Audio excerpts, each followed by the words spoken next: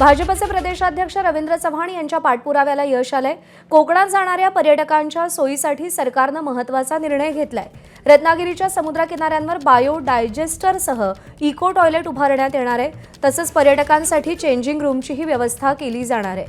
भाटिये, गणपतीपुळे, गणेशगुळे, गावखडी, वेळणेश्वर, मुरुड आणि लाडघर या समुद्र किनाऱ्यांवर व्यवस्था केली जाणार आहे। Eco toilet with bio digester आणि चेंजिंग रूम उभारण्यासाठी 5 कोटींचा निधी सुपूर्द करण्यात आलाय। सूरसम्राज्ञी आशा भोसलेंच्या पार्थिवाचं चाहत्यांकडून अंत्यदर्शन, मुंबई पोलिसांकडून मानवंदना, शिवाजी पार्कमधील स्मशानभूमीत दुपारी 4 वाजता अंत्यसंस्कार।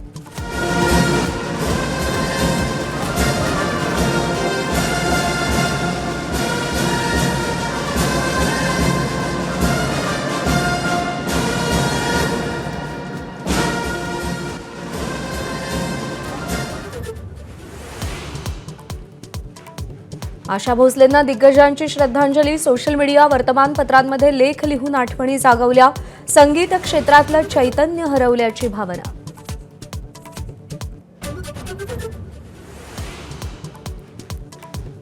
पंढरपूर ऍसिड हल्ला प्रकरणात धक्कादायक ट्विस्ट, तरुणीनं स्वतःच ऍसिड ओतून घेतलं, घरगुती कारणातून सगळा प्रकार घडल्याची माहिती।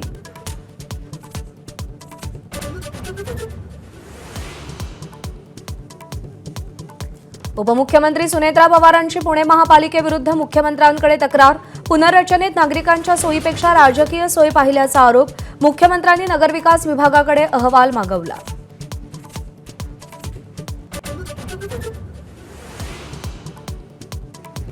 बिहारमध्ये भाजपचाच मुख्यमंत्री 14 किंवा 15 एप्रिलला शपथविधी, सूत्रांची माहिती, नितीश कुमार शेवटच्या कॅबिनेट बैठकीला उपस्थित राहणार।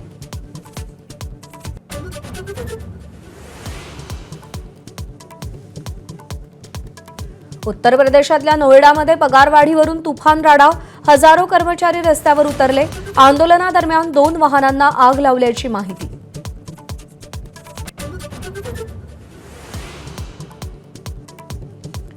अमेरिका होर्मुझ सामुद्रधुनीची नाकेबंदी करणार, शांतीवार्ता फिसकटल्यानंतर ट्रम्प यांची धमकी, तर होर्मुझ इराणच्या नियंत्रणाखाली कारवाई केल्यास सडेतोड उत्तर देणार, इराणचं प्रत्युत्तर।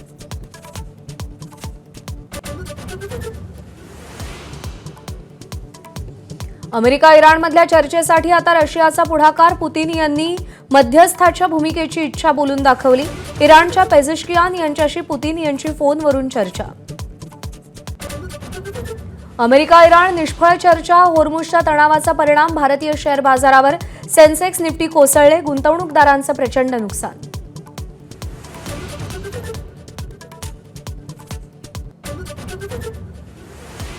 महिला आरक्षण आणण्याच्या वेळेवर सोनिया गांधींची टीका, तामिळनाडू, पश्चिम बंगालच्या निवडणुका डोळ्यासमोर ठेवून घाई, 2024च्या लोकसभेलाच महिला आरक्षण हवं होतं, सोनिया गांधींचं मत।